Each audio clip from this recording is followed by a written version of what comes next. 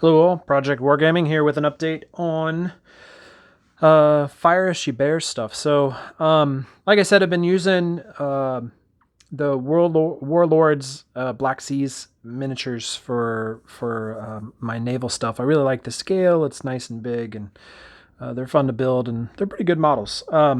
So I had a couple projects that I've been working on over the last couple weeks. First is just islands, so really simple things. They're actually just plastic card, and then I have some cork placed on here, and then I have shaken tile grout all over them to get the texture. So that's came out really nice. So I left some of them blanks just so they'd look like sandbars. And then obviously went in and put some foliage on top of some others to make them look like, some islands with a little bit of rock formations there. So something really simple, really fast, but gets the job done for sure. A couple other things.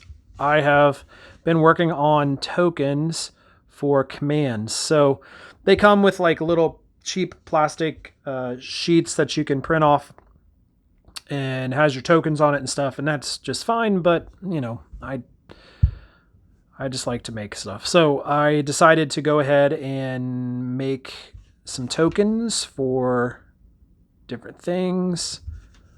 It came out okay, I think. So kind of nice and fun, be easy to use.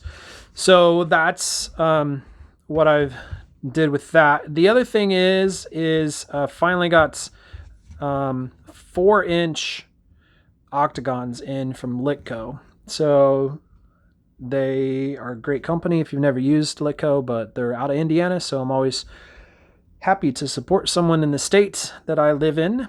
And so the thing that I've done is put just a little magnet in the middle and then put a magnet on the bottom of the ships.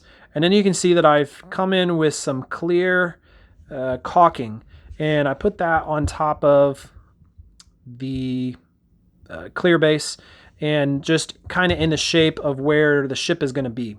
So they are earth magnets, so they're pretty solid. They don't really have any issues coming off, and they hold it. And then you can see that what's nice about it is it kind of gives it a little bit of a ripple effect just around the ship. So it works with different types or different sizes of ship as well. I just put some smaller magnets on the base of this schooner. So you just have more wake around your ship. So that's what I've been working on. The other good thing is if you screw up or you just don't like it, then all you got to do is just come in and peel that off. It comes off super easy. But it doesn't come off too easy, but it comes off if you really want to. You can see that these guys are missing the jibs. I think that's what they're called. On the front here. So I have gone in and trying to model the sails. Excuse me, the sails to the front. This is obviously not a frigate sail.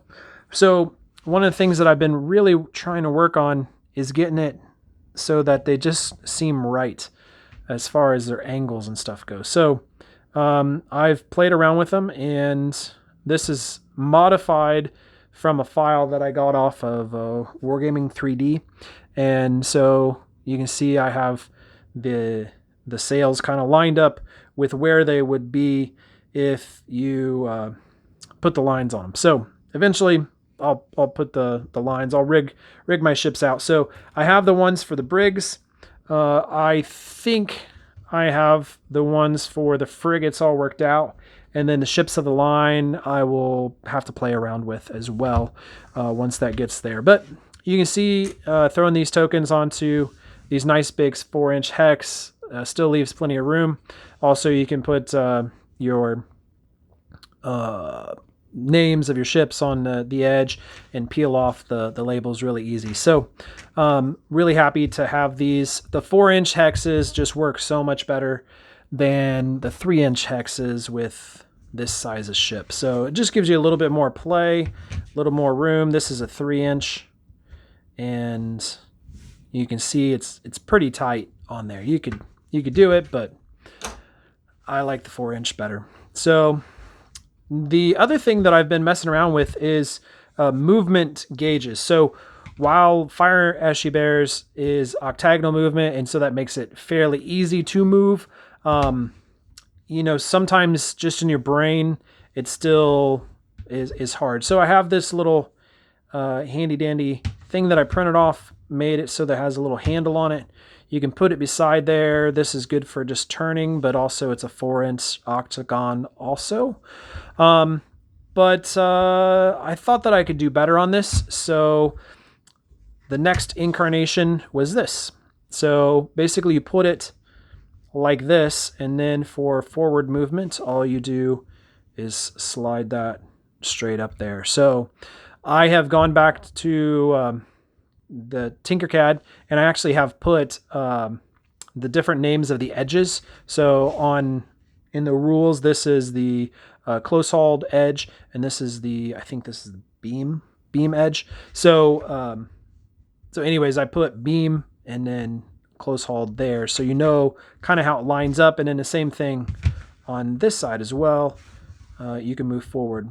The other thing that I added to this template was I put some little lines in here, raised lines in these different sections. So because in your movement, you can actually slide over up to half of your template. So basically I have it marked where it is moving, you know, half your template. So